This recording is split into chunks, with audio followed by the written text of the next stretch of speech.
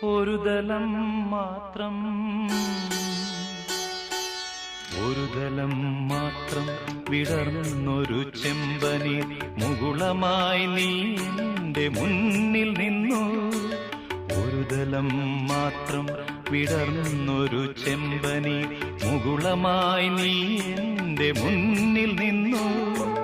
തരളകപോലങ്ങൾ നുള്ളി നോവിക്കാതെ കഴുകാതെ ഞാൻ നോക്കി നിന്നു.